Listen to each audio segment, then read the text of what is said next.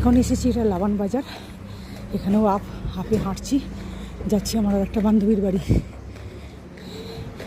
খুব কম টাইম, আমার গাড়ি এসে গেছে, এক্ষুনি গুয়াহাটি ফিরতে হবে আমাকে, জাস্ট দেখা করব।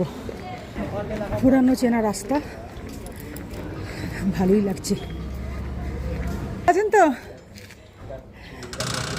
আপনি, বেরোচ্ছেন? ঠিক আছে, যাবেন আমাদের বাড়ি ঘুরতে? কয় ফ্যামিলি কোথায়? ফ্যামিলি আসছে তো, এবার থেকে কোথায় ফোন করেছে আমাকে যে তুমি এত রোগা হয়ে গেছো কেন? তুমি আসলে বাবা রাম, কি রোগা হয়ে গেছো? আমার যে অবস্থা, খুব রোগা হয়ে গেছো তুমি।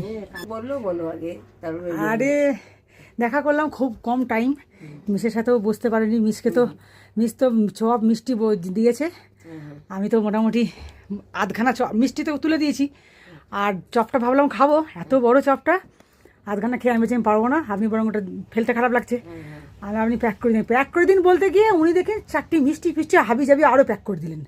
আমার কথা শুনলেন না কিছুতেই, তো কী করবো।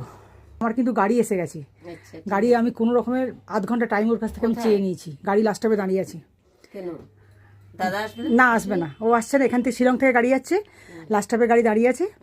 তো আমি বলেছি আধ ঘন্টা টাইম চেয়ে নিয়েছি, ও বলেছে ম্যাডাম আর তার থেকে বেশি দেরি করবেন না, কারণ রাস্তায় প্রচুর ব্লক পড়বে, শনিবার তার মধ্যে আবার। তো আমি বললাম একদিনে এত জায়গা নিয়ে নিয়েছো। হ্যাঁ, পুলিশ বাজারে গিয়ে মার্কেটিং করতে করতেই একদম আমার দেরি হয়ে গেছে, প্রচুর মার্কেটিং করেছি, বিনার ঘরে এখন বসানো, টাকা খসি এসছে একদম, তাকে বলে অনেক নিচে, সে আর কি বলবো বলো। হ্যাঁ, মেয়েদের থেকে শুরু করে আমার তো প্রচুর নিচে, 2 বছর পুজোর বাজার করে নিয়ে সব উসুল করে নিয়েছি একদম। তো এই ব্যাপার।